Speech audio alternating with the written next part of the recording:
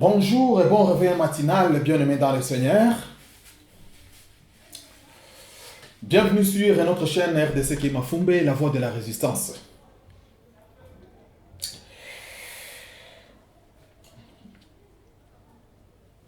Et bandeko nangai pour mkolo mwalelo tozo kende kolobela le génocide congolais. Titre nabiso du jour pour mkolo mwalelo ezali génocide congolais. Malgré le monde entier boy kolobela ngo, mais ngai en tant que mwana mboka, en tant que congolais, quand on a pour l'amour de ma patrie, pour l'amour du Congo, je ne mettrai un point. Kino mokolo, Congo kozalaka libéré. Le génocide congolais, Mokili Mobimba, et sali sourd d'oreille. Mokili Mobimba, et sali semblant. Et sali indifférent. Yamakambo ezali koleka, nakati mboka Congo. Ba Congolais basili kokufa plus de 10 millions. Nazali na nombre exact tete bande konangai. Mais basili kokufa plus de 10 millions. Banda 97 tilelo. Ba Congolais basali ka kosibir. Basali kosibir. Donc, basali ko bon wa Congolais. N'a pas moyen nyonso. Basali ko utiliser tous les moyens pour basili ça ba Congolais.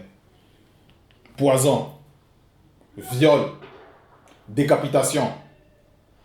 Nini ko bon bango na masasi. Ko kunda bango vif. Na ba nini nini o ba benga ba ni ba charnière ko kunda bango vif. Bazui binom presque tout un village ou la moitié d'un village. Ba timoli libulu ba exiger binom boko tanaka cha libulu. Bozana vif, bozana non ko respirer. Après ce que bino tout bokoti ba chama belé likolo ba zipi. Ba chama belé likolo ba zipi. Ba kundi bino vif. Plus de 100, 200, 300 personnes. Bazali ko décapité, ba jeune, bazali ko décapité, ba mama, bazali ko décapité, ba tata. Ko bon bango na ba poignard, na ba machette, to lo ba kututé. Donc moyen nyonso, tina ba poison, ba si ba utiliser tina ba poison, ba utiliser ba poison ba nekonanga bozali na kotia este boyebi. Tina lo ba poison ça ko servir na kacha mboka wana. Pona ka ko éliminer kaka. Ba imboka. Nyonso wana mission nani? Mission Paul Kagame. Na ba multinationaux na ye, ba tu as ONU oyo, ba mindele oyo, les Américains. Na ba anglais. Mission moko kaka, but ko éliminer ba Congolais pour ba ko installer ba Rwandais, soi-disant les Banyamulenge. On a tombé dans ngoni.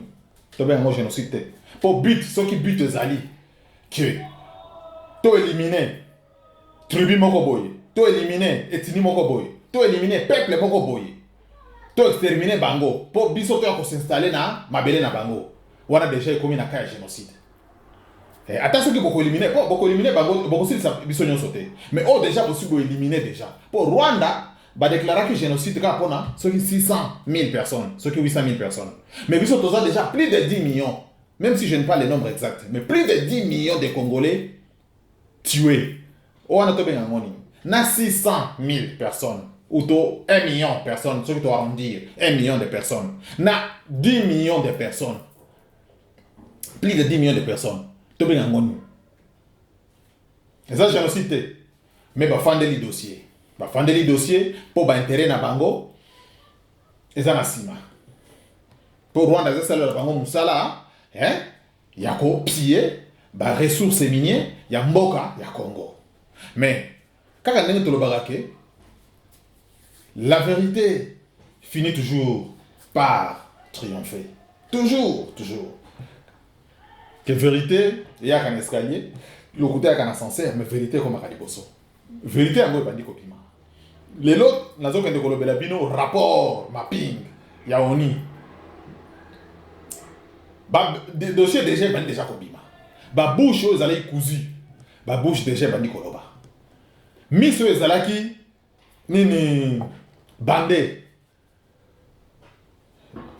Balongoli, bandage, déjà, mis ce bandi kotale, bandi komona. Basour d'oreille, oh basalaki. Pona koyoka makambo zali koleka na kati mboka Congo. Lelo, ba oreille komi débouché. Ba oreille zaki bouché komi débouché. Ba oreille komi koyoka.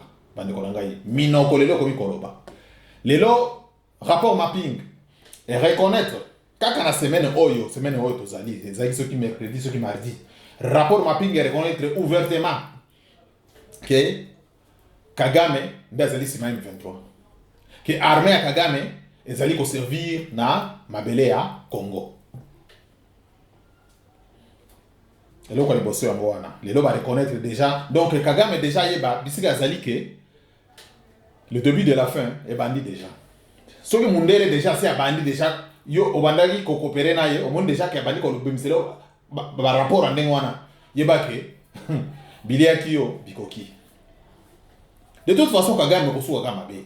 Kagame ko suka kama be. Na batu na ye, na gouvernement na ye.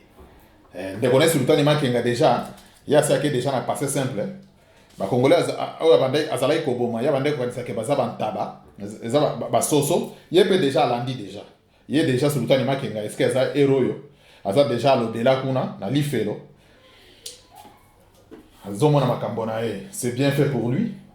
Na ba nini ba génocidaire mususu ba Rwandais oyo, ba koya ka mikolo nyonso na sole ya Congo, bango pe c'est bien fait pour eux. Bande ko nangai. Le mandat d'un président de la République se termine de deux façons. Partout dans le monde, le mandat d'un président de la République se termine toujours de deux façons. Pas de trois façons, de deux. Pourquoi on a lobby de deux? Soit réussi, soit échoué. Soit tu as réussi ton mandat, soit tu as échoué ton mandat. Pourquoi on a lobby bongo? Parce que c'est inacceptable.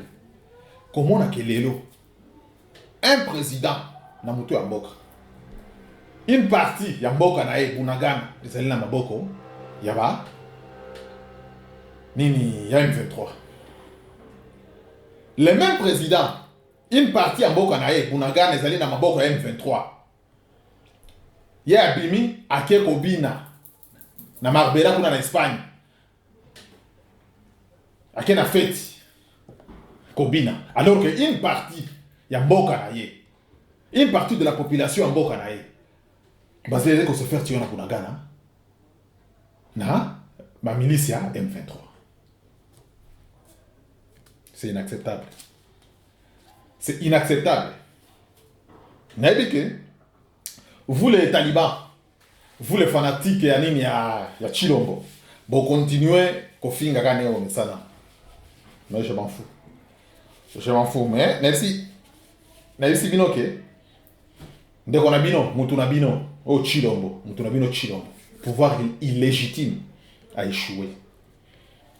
Pour ceux qui l'ont vu dans la Mouki, na Tongo, qui est au Chilombo, c'est son pouvoir. Bilan est zéro. Bilan est zéro. Donc Chilombo, je confirme aujourd'hui. Donc je les reconfirme. J'affirme encore que Chilombo ya solo, on appelle si le feu. Hein, on appelle si le feu, papa Honoré Ngbanda. Le père de la résistance raison. Quand on a le bagike, Chilombo vous allez comme Chilombo vous allez comme aïe qu'on concrétiser. Aïe qu'on concrétiser part, il y a balkanisation, il y a est ya mboka na biso.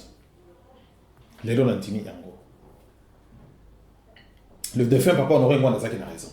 Azaki na raison. Pour ngai moko na landi na tali na lebite Chilombo ayi ko concrétiser penza musala oyo ndeko na ye l'imposteur Joseph Kanambe Kabila atikelaki. Donc kotika o batikelaki pouvoir Chilombo batikelaki penza kiti ya bokonzi. Pour andimai ko signer pacte oyo ko na ko concrétiser les bino balkanisation est ya mboka ekene na Rwanda. Nde yango azali kosala ti lelo ti mokolo mwa lelo azoyebisa bino batoto ya Goma, batoto ya mama. En tout cas nasengi bino merci pe longonya hongera autre ba na Swahili hongera na pesi bino en tout cas longonya mingi chapeau ba na ba manifestation yo boti kosala pona ko dégager baini ya Congo wana otozali ko benga MONUSCO. En tout cas chapeau ba mibali bazalaka nde bongo nde eloko nasengaka na bavideo na ngai mikolo nyonso botelema comme un seul homme nayebi ke bamosusu bakokufa oui basacrifice humaine ekozala kaka mpo na bitumba nyonso basacrifice ekozala bamosusu bakokufa bamosusu bakozala blessé bamosusu bakonini tout ça bakodisparaître mais mpo na libération ya mboka na biso bofanda te musikale tena musikale mwendele kusukuma la locomotive mwendele kusukuma la locomotive mpaka siku bale baimbwa ya Monisco batarudia kwabo zile imbwa bana tout faire vivre de toutes les couleurs moi Lynch mais conseil yangu ni hii naosenga bino boye ne faites pas les choses en demi-mesure bandeko na ngai ya Goma bandeko na ngai ya Est ne faites pas des choses en demi-mesure car ça sert à rien ça sert à rien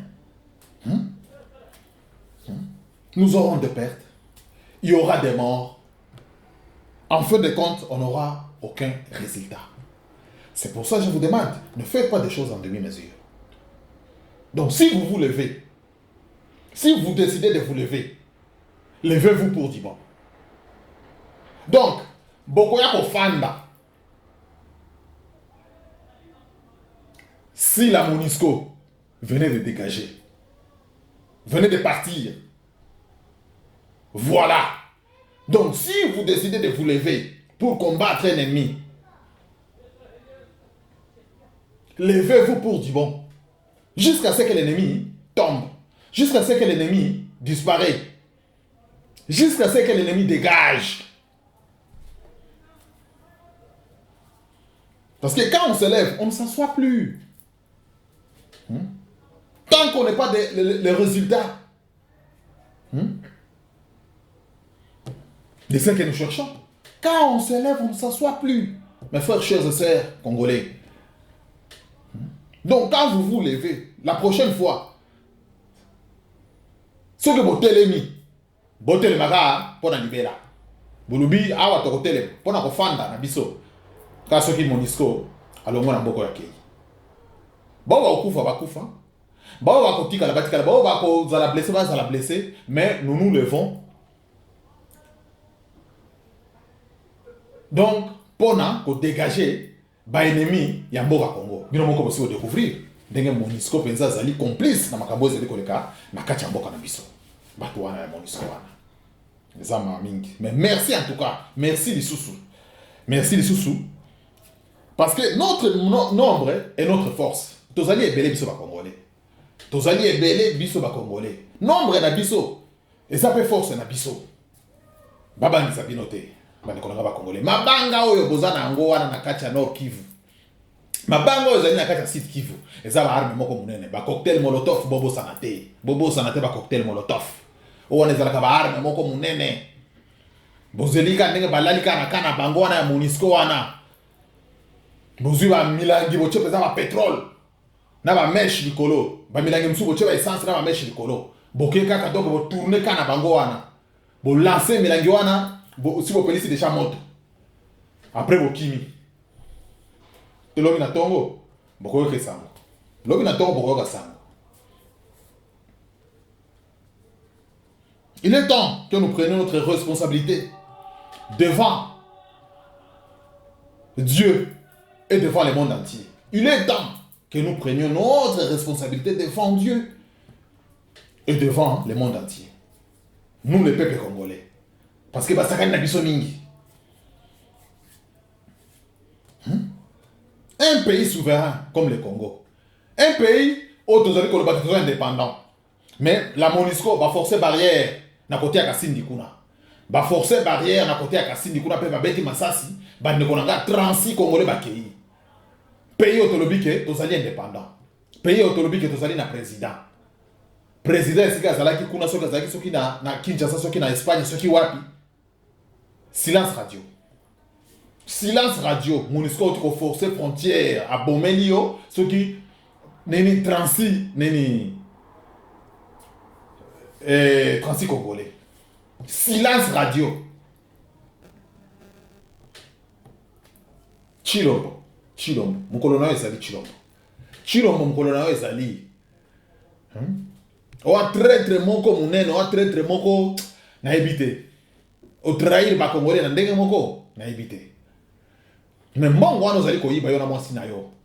Na dynastie Nyakeru wana. Au journal à Belgique, le libre, hein, le libre. Un journal à Belgique ou le libre.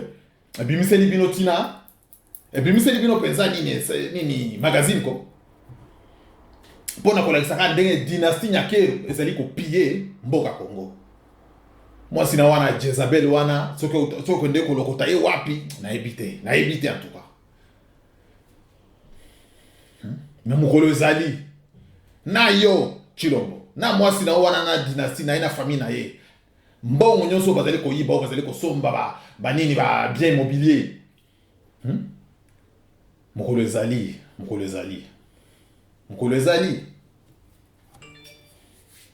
Boka sadeke Kongola ko continue ko sala zoba ti na ebite soki kino wapi. Boka on a makanisa na bino ke Kongola ko bosa. Ngaite. Pour baiser un Judas au bino bopesi biso. Tu na génération future. Baiser un Judas au bino bopesi biso. Tu na génération future. Et tant ici biso fungoli biso mayele na ndenge moko boki ko comprendre te. Comme si bon aga to sala ba vidéo bo organiser que to so kana ba vidéo. Te. Et tant msusu pesali.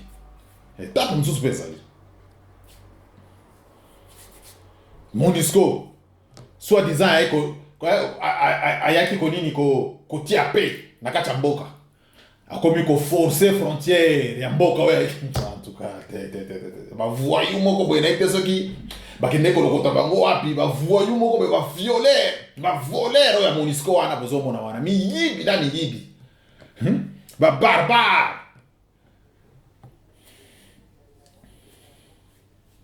na zoba oya nani oya ya Frank Diongo. Zobo ya Frank Diongo azoya koloba ki o Monisco ko kendete ko bouger na Congo te aussi longtemps que ba élection ne salimité. Yo Frank Diongo yo oza zoba tata. Oza zoba mandefu apembe oza na ngona na mbanga na yo eza mandefu apembe moko ya buzoba. Yo zanani. Ozana ni kwa koloba ke Monisco ko kendete fo azela ka ba élection. Ba élection na mboka nini yango nana? Mboka o wapi? Mboka o bozali ko contrôler toute intégrité ya mboka tende bozo de section makamba élection. Baloka bino pour élection. Élection na mboka nini? O mboka nini? O ezali occupé. Mboka ezali occupé du nord au sud, de l'est à l'ouest. O ko section makamba élection. Que Monisco ko kendete nini il faut élection et ça les de Monisco ya kokende yo zana nyo Frank Diongo yo zoba tata yo bono ko balseli suba to colère boy mino ko zoba to penza ya koleka sa penza mbeka bino penza boza ba to penza ba zui penza boy ba tumbi o penza kina na kata quartier yo bana mboka bazali ko kufa mikolo nyonso Monisco azali ko tirer ba balle réel na bana mboka soit disant mutu na bino boyaki na yeke yo aya ko chape na kati mboka abomi ba congolais azo trahir population mikolo nyonso yo bana mboka ba se rebeller ba se nini ba tetele mipo ba kimisa Monisco parce que a komi monguna déjà mais te yo leki ke oro Monisco o kendete fo ba zelano ba élection nini ndemo zoba tata oza zoba penza maloba oyo ti koloba oyo yo zela mukolo ezali si ba video ekotikala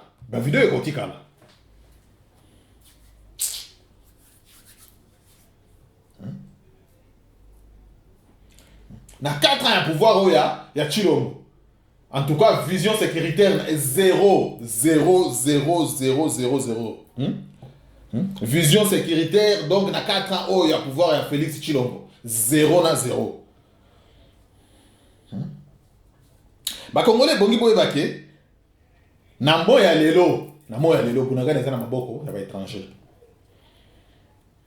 Mais monsieur Ambino Félix, bandam ko utam ko bazo kini bunagana. Ya zaki na iko na Espagne, azako bina na malinga. Gouvernement de fêtards. Gouvernement de fêtards. Msala baibika ko iba mbongo. Msala baibika ko iba mbongo. Jean-Marc Kabound. 120 000 dollars ya salaire par mois. Jean-Marc Kabound. 120 000 dollars ya salaire par mois. Alors qu'un policier, oyo azali kokenge la mboka, un policier azali kolala libanda, oyo azali kokende kobunda na front, bazo fute 80 dollars par mois.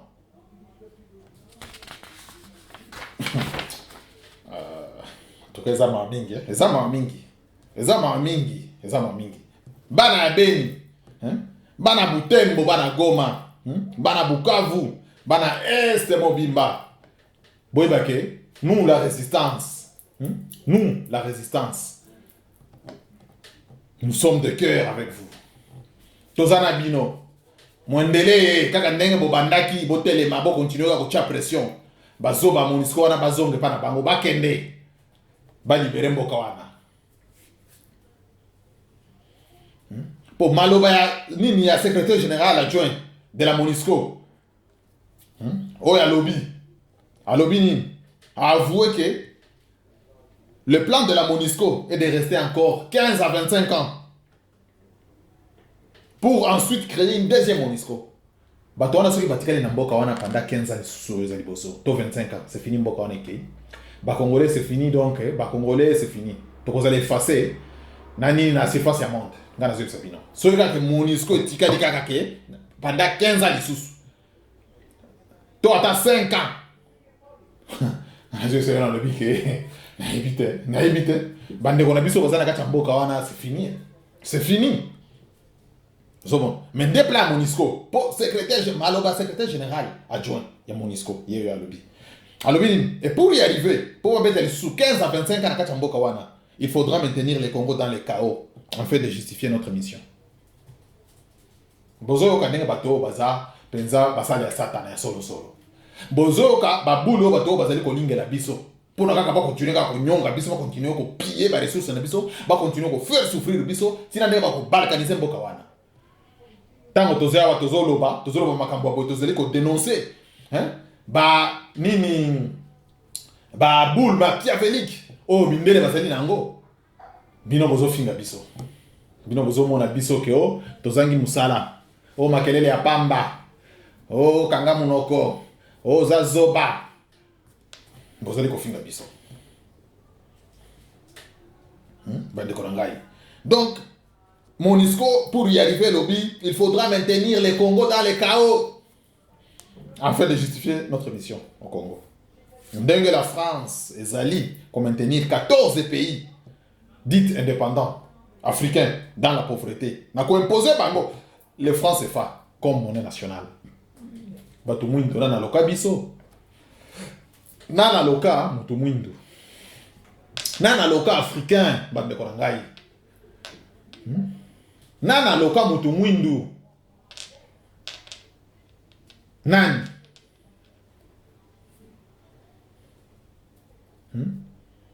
Nana loka mutu mwindu. Pays, ba pays vous allez koloba que vous êtes indépendant. Mais mundele ya ko imposer bino na 21e siècle lelo. A ko imposer bino monnaie na ye o ya zali ko sala o zana ni signature ya France na un pays indépendant. Kaka ndenge lelo na kati ya Congo to sala la dollar. Avec les autorités o bazali pesa le biki to batanga les élites o ya mboka. Bazali pesa mais bazo mona ndenge pays indépendant comme le Congo, les élites ko sala la dollar mboka mopaya. Peu bamoni yango normal. 14 pays africains ont été consolés la France CFA. Mboula nyon se fout à Cambon en France, yani. Que fout à France Mbongo pour la la colonisation au France yaki kosala et yaki coloniser Bango. Donc musala coloniser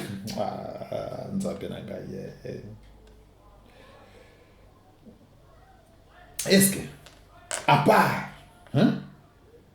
ba tuerie, à part ba souffrance, à part ba déshumanisation de l'homme noir, à part ko humilier mutu mwindo ba humiliation mutu mwindo sibisaki na temps ya nani ya colonisation. Est-ce que eza eloko malonga penza yo colonisation tika ki bana nini ba les africains na kati ya continent Afrique po lelo penza mindele ya penza ko telemela mutu mwindo ebisa ya lobike ndengo bengana ki ngai ndenge pe na silisa ki mission na ngate na mboka na yo sikoyo ti me doit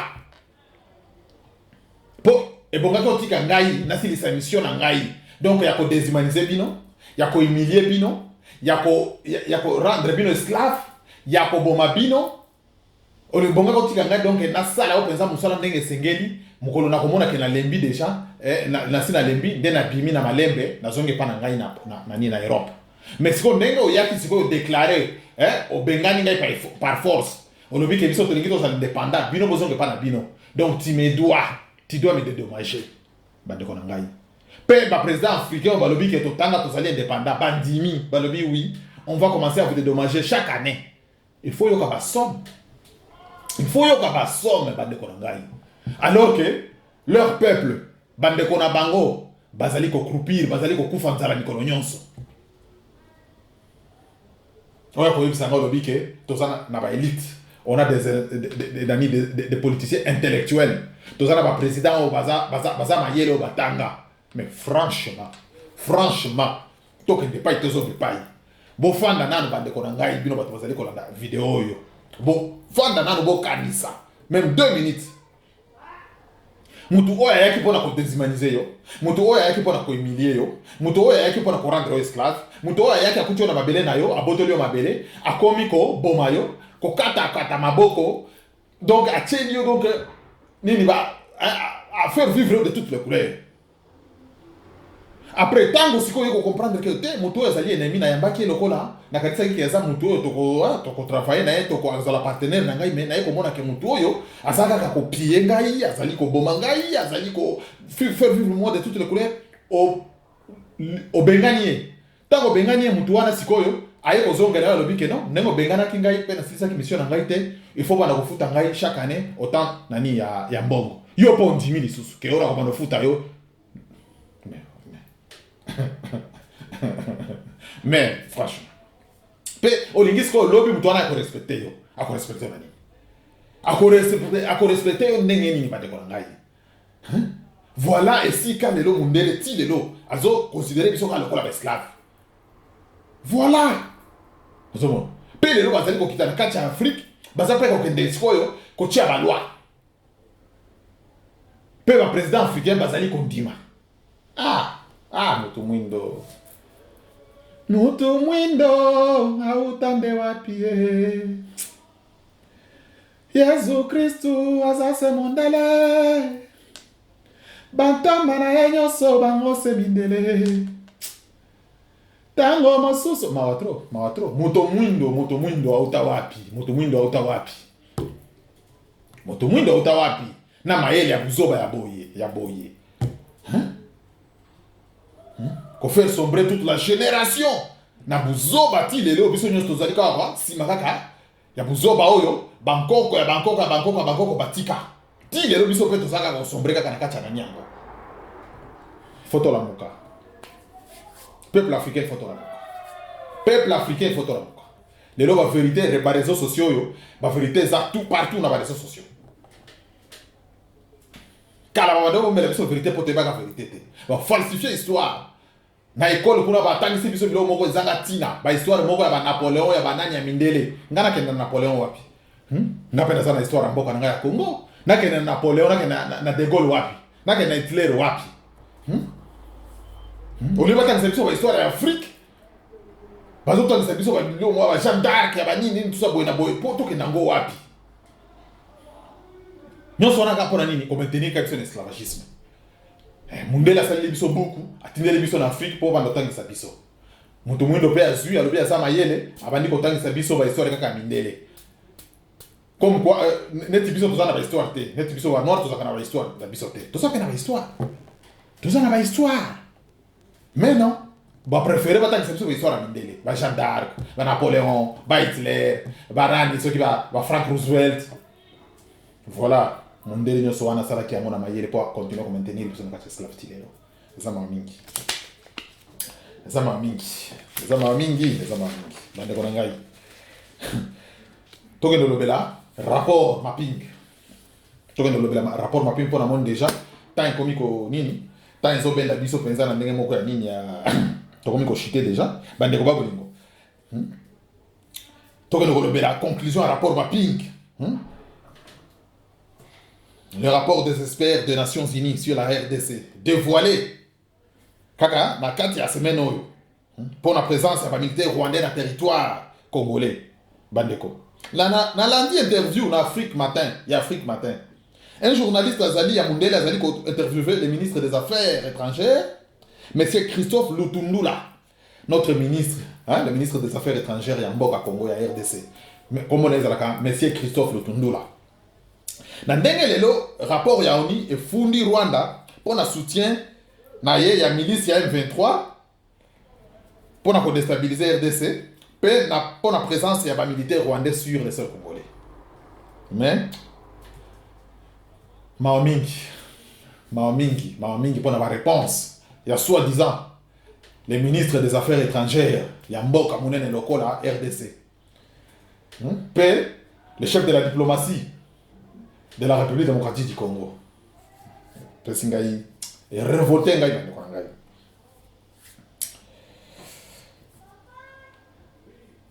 Première question, le journaliste a posé, Mundele a posé, le ministre de la Affaires étrangères. Alors, messieurs, comment réagissez-vous sur les rapports de l'ONU de la présence des militaires rwandais sur les sols congolais? Il n'y a aucune réponse. Que il y a messieurs Lutundula, alors que la communauté internationale et l'OUA en tirent les conséquences.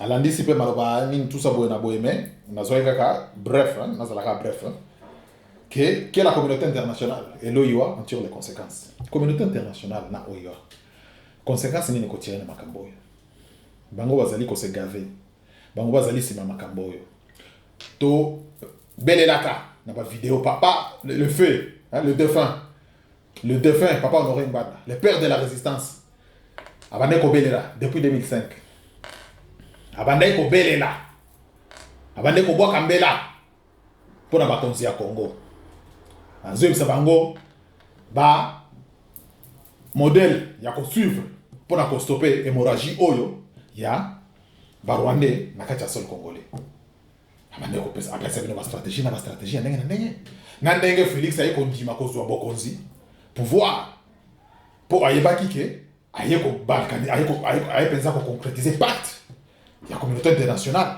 na ba Rwandais pour balkaniser est ya mboka. Voilà le loisque memi biso. Mais quand il y a ça bino na lobike bato oyo balobela peuple vérité. Donc au lieu à répondre journaliste par la vérité, mais azali ko se contredire na malobo zangati na donc na kanisi ke esika journaliste wana zalaki amoneka ke non bato oyo ba yebi quelque chose na makambo zeli ko na kati ya mboka na bango. Mais ils sont complices en fait. Pour une réponse, la communauté internationale doit en tirer les conséquences et l'OIA. Quel rapport? Communauté internationale des alliés Konyonga Congo. OIA pesa na katia, Boulouane zape na katia, et zape complice. Na makambo zeli ko na katia boka Congo. Bango to bayebi. Mais ba tirer les conséquences à l'année. Si à nous les Congolais de défendre notre pays, c'est au gouvernement congolais de défendre son territoire. On ne demande jamais à un voleur de rendre des choses qu'il a volées. On l'exige. Donc, réponse au Belga qui montre au ministre ou nani appelle ça la journaliste Rwanda. Comme un pays souverain. Rwanda, déjà ONU, tu vas dire que ONU a publié que Rwanda ndé mutu azali ko déstabiliser mboka na biso. Nenga déjà ONU a publié déjà que Rwanda ndé azali ko déstabiliser mboka na biso. To kozwa directement la responsabilité na biso pour biso peut déstabiliser Rwanda. Voilà. Hein? Nenge un président, un ministre, hein? Nenga le bac, makamba diplomatie ko après. Pour voici ba bombi biso plus de 10 millions. Ah déjà nenge ONU a confirmé déjà. C'est fini. Biso, en tant que la République démocratique du Congo, nous aussi on a notre armée. MONUSCO a dégagé là, nous, première chose. Si on a kuna na Rwanda kita kuna na Rwanda po biso déjà awa to lingi na to en découdre na Rwanda na Kagame. Po to la kisayeke osakana ki na biso mais to lingi to pesa leso. Biso pe to lingi to déstabiliser bokana yo. Voilà. Mais il y a le lobby que les communautés internationales ce que le yo va battre les conséquences.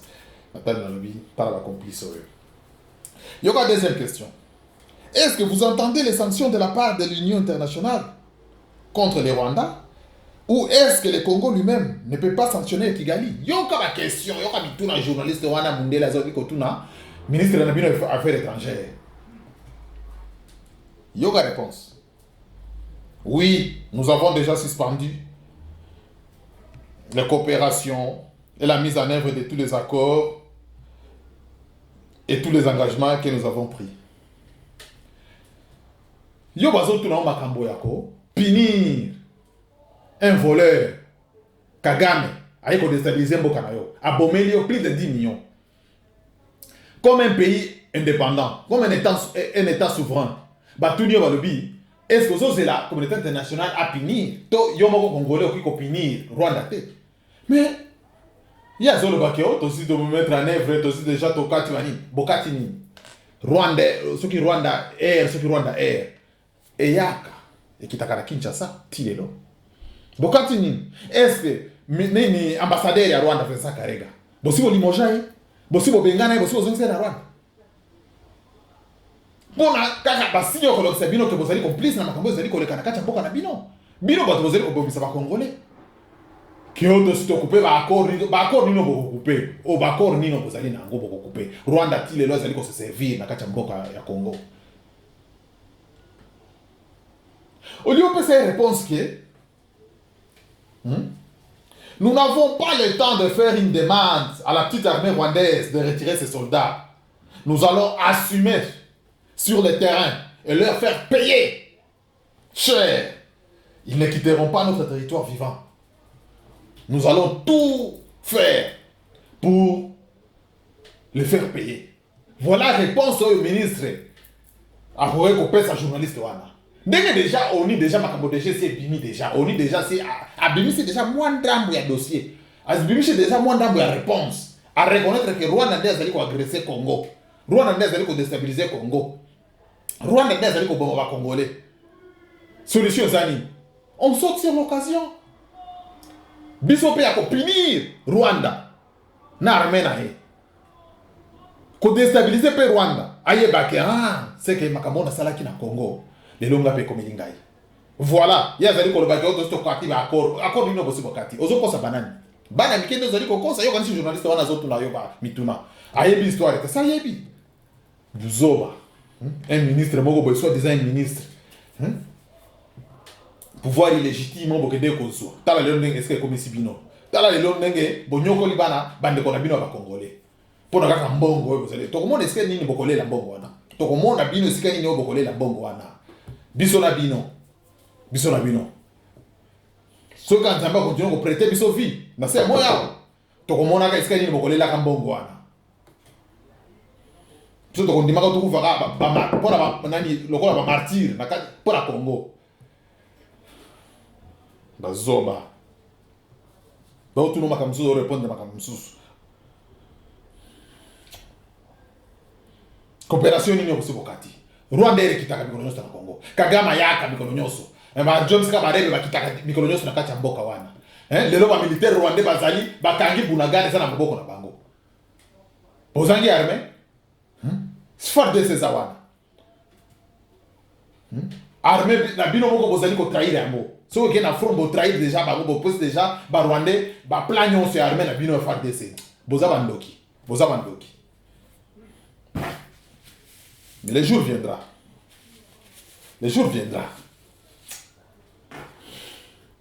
Boyoka, troisième question. Oh, Batounie. Vous pouvez aussi décider de prendre des mesures de rétorsion supplémentaires. Renvoyer l'ambassadeur rwandais et rappeler votre propre ambassadeur à Kigali et des mesures économiques. Journaliste au président Alinga Kepo, avant le président poser la question, président, oh, nous sommes pour la Rwanda, donc, a Yaki. hein nini a violaki notre territoire. Mais si on est déjà tostozu déjà l'ONU déjà assez à publier que Rwanda ndezali nani na tête de déstabilisation pour na biso. Il faut ce que tu as Rwanda qui faut t'opinir. Il y a une réponse na ye que tant que la situation perdure, tout est ouvert. Ni nous allons ouvert. Donc que la diplomatie, le dialogue banda ba dialogue ba dialogue na bango ba dialogue ba kende kiko se moquer na peuple congolais. Boni msala ba deko banda ko kende ba dialogue na bango ba kende ka ko se moquer na peuple congolais. Ba dialogue na bango ba kende ko se moquer na peuple congolais. Okomona kati ba dialogue président Mobimba bazali ko agresser mboka na yo bazali ko seka 32 dans libanda mino tout libanda. Si vous voulez donc vous se moquer pour le peuple na yo. Solution on a gâté. Au lieu de ce journaliste on a réponse le bongo que ce journaliste on a ezali yangoyo. Le Congo doit d'abord donner une bonne leçon à ce petit pays. Et on parlera de la diplomatie après. Pour le moment, on doit d'abord apprendre à Paul Kagame, le sanguinaire Paul Kagame, Hitler africain. Comment respecter la souveraineté des autres. Comment respecter la souveraineté des autres. Des réponses oyo, votre ministre des Affaires étrangères n'a pas fait un journaliste. Que na minute oyo, n'a déjà rapport de GC Bimi, ils ont publié déjà. Moi ndam ya rapport de GC publié. Biso to ko sa Kagame ke to ko pesa na leçon. Pour ko ça y que n'a pas respecter souveraineté ya bamboka. Voilà. Il y a ça y que non, moni, toutes les possibilités sont ouvertes, il y a dialogue, il y a nini, il y a nini. Buzoba. Il y a une question aux journalistes, c'est une quatrième question à poser ce soir. Messieurs les ministres, est-ce que vous entendez un message de regret de la part de Kigali, par exemple, ou des excuses? Quelque chose qui est normal. Il y a une réponse à Nini. Alors, oui, des excuses, bien sûr, et des réparations pour tout ce qu'ils nous ont fait, ce qui est normal. Mais avant, cause la nous excuse, na ma réparation ya oyo Kagame asali na kati mboka wana. Il faut nous donner une bonne leçon à Kagame. Il faut nous donner une bonne leçon. Parce qu'on ne demande jamais à un voleur, mais on exige à un voleur de rendre ce qu'il a volé. On ne demande jamais à un voleur. On ne collabore jamais avec un voleur. Tu vois, on ne dialogue jamais avec un voleur. Donc on exige. Nous les Africains, comment ça se passe là-bas chez nous. Bon, attraper voleur, donc il y a que non, c'est fini pour nous. Donc Kagame, il faut y aller. Il y a un rapport mapping et bimi boy. Ah, c'est fini. Mais non. Il y a Chilombo. Aza kutukunate. Kutupokomo na lobby akoleka na télé, c'est que les journalistes va tourner pour un rapport mapping. Bokomo na ko blanchir Kagame. Ako blanchir Kagame akolobaka te rapport mapping wana zali kokosa. Normalement ils Kagame était donc ils se sont trompés za Kagame était ni tso bona boye. Kaka ndenga kende ko bakuna na Rwanda ke ba Congolais nyonso ba sili ko kufa soki plus de 10 millions za ba dommages collatéraux. Chilombo. Plus de 10 millions de ya ba de konayo ba sili ko kufa na bitumba oyo. Donc za ba dommages collatéraux. Est-ce que franchement Chilombo mutuna wana sala bien te. Mutuna yo sala bien te Chilombo. Mutuna yo sala bien te. Mutuna yo zali en tout cas eza mingi. Yo ka cinquième question bande bona ngai. Journaliste atuni nini premier ministre Nabino. Le rapport parle de la passivité des soldats ougandais, laissant les militaires rwandais entrer au Congo sans réagir. Est-ce que l'Ouganda joue un double jeu selon vous? Ce qui est clair, ce qui est visible par tout le monde. Donc, Moutourette Ngai Koutou, naïbi très bien que Rwanda na Ouganda basé le Moko. Rwanda Ouganda ezali le Moko. Mais ndenge ba joua kara na mitu ya neni ya gouvernement congolais na comprendre raté. Museveni na Kagame basé le Moko empire Hima. Empire Hima baliaka nini esika moko balala ka esika moko bazala ka esika moko. Donc Rwanda Ouganda même chose. Pour mon kolo to korija ka Rwanda il faut to lander la paix, to contacter direct Ouganda. Et qu'on a gâté demi-mesure. To corriger Rwanda, to sisi ko corriger Rwanda, to sisi ko récupérer nyonso ya biso o ba yibi, o ba yiba ka biso. Mbala moko to koti pe Uganda. To corriger pe kuna to nettoyer pe to botoli nyonso ba yiba ka biso, wala to zongi siko na Congo, to sécuriser ba mboka na biso. Voilà. To sisi déjà ko pesa ba ennemi leçon. Po mukolo wana mundela ko zalaka lisusi ma ya Rwanda te na Uganda te. Mukolo wana déjà mundela c'est azui déjà ba intérêt na ya zongi pa na bango. Quand ndenge musela mundela mesana ko sala. Bana de exemple na Saddam Hussein, ndenge ba Saddam Hussein a déstabiliser ki nini Iran. Bana de exemple, tala ndenge Saddam Hussein a ekosila. Bana de exemple ya Syrie, bana de exemple ya Kadhafi. Bana de exemple donc ye Kagame kanisa teke ye ndepeza enfant chéri mundele oza mutu mwindo Kagame ko bosa na te. Bako sayote yo zela mikolo na yo zeli ko kende. Malembe to zeli ko pusana. Si yango le rapport est pimi déjà. Moi ndambo rapport déjà est pimi. Ngana ebike si que aux alliés déjà. Na ebike tu n'es pas bien là où tu es. Pour parler déjà comme tu n'as que pas ton ndenge nini va publier ngaboy. Qui ngana mtena zone déstabiliser Congo. Pe loko wanga naka depuis pour Kagame c'est un menteur né. Un menteur pathologique. Ya ndima ka iloko moko te. Ye Kagame na nande kona Museveni. Ba wanga nakaka. Mais lelo mundela simsi touche. Sixième question Zani. Les négociations, les négociations sont en cours avec les Rwandais sous médiation de l'Angola. Est-ce que le Congo peut négocier avec un pays qui refuse de reconnaître cette réalité prouvée par l'ONU? Malgré la réalité prouvée par l'ONU, mais Kagame continue à nier. Menteur pathologique qu'il est. Malgré les réalités vous allez approuver par le monde entier. Oh bango basela kasaki mundela lobinde oui c'est la vérité. Les loba tcheo na nint. Na poisat. Mais à continuer comme nier. Yoga réponse à ministre Nabino. Ce rapport doit être considéré comme l'élément qui aide à la crise que nous connaissons.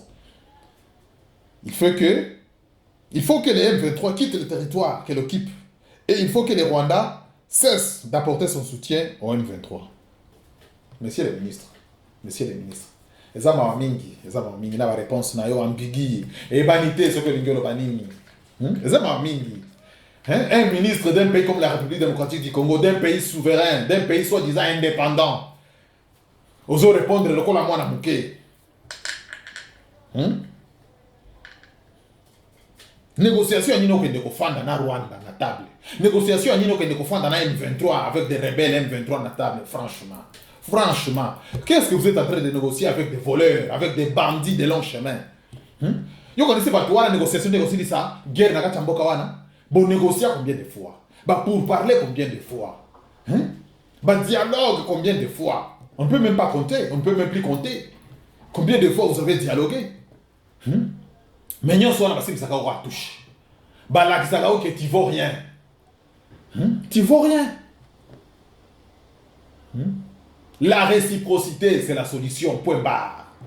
La réciprocité de la République démocratique du Congo envers les Rwandais, envers tous les pays qui agressent la République démocratique du Congo, envers les Rwandais, envers l'Angola, envers l'Ouganda, envers la Zambie, envers le Soudan.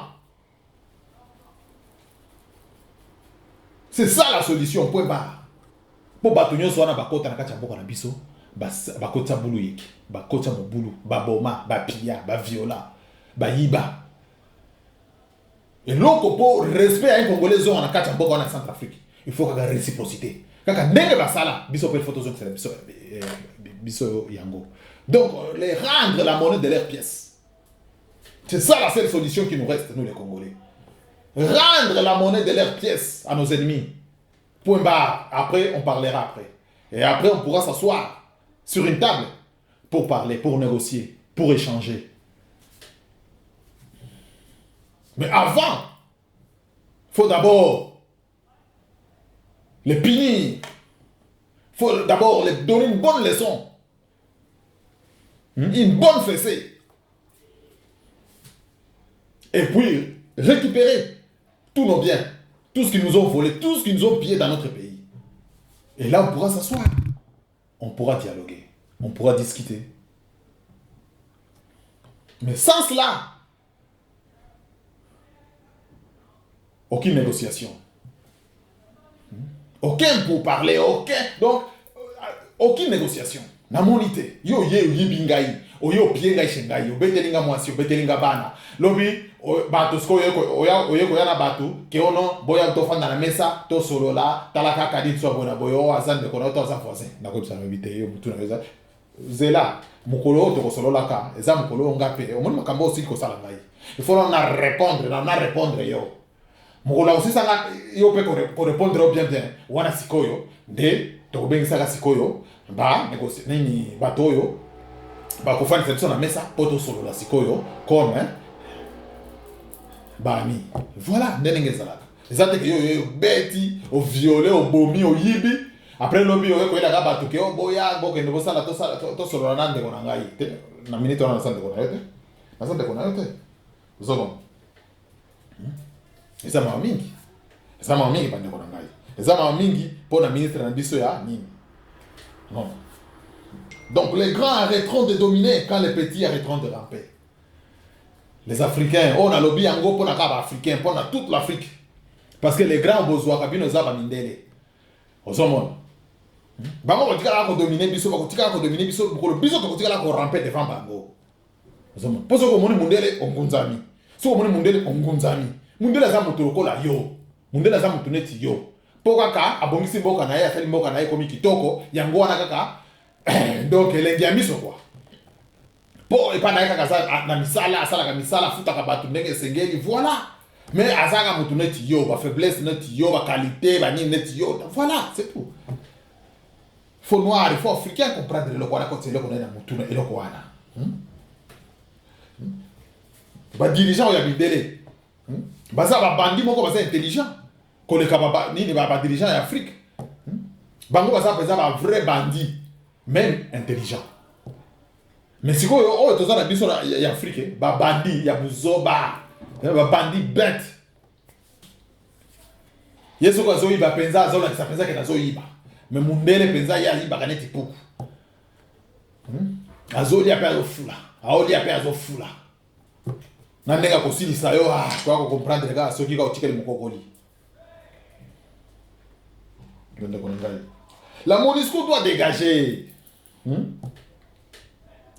La MONUSCO doit dégager. Même au prix du sang du peuple congolais. La MONUSCO doit dégager na kachamboka wana. Batoto ya Goma, bana Goma, batoto ya Kivu, bana Kivu. Même j'ai vu même à Kinshasa, hein? Les Quinois, Nathalie moi groupe skill moko ba jeune ba Quinois. Ba telemi penza pour na dégager MONUSCO. Ah ba Quinois, ba ndeko ba Quinois, mawa mingi.